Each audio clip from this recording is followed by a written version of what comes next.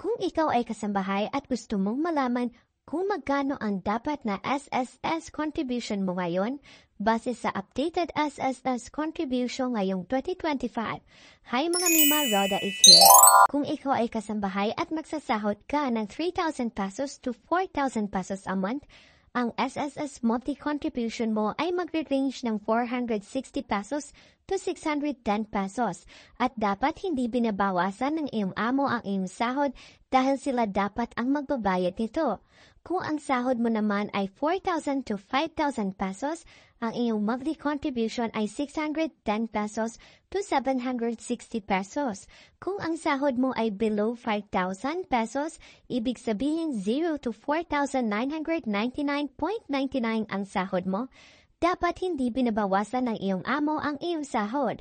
Pero kapag ito'y umabot na sa 5,000, ang dapat na bawas sa iyo ay 250 pesos lang at ang contribution naman ng iyong amo ay 510 pesos.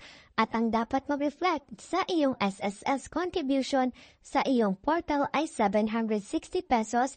Ito ay kabuuan ng iyong 250 pesos na bawas sa iyong sahod at ang contribution ng iyong amo na 510 pesos. Yan lang, follow Rodan Lifestyle for more update.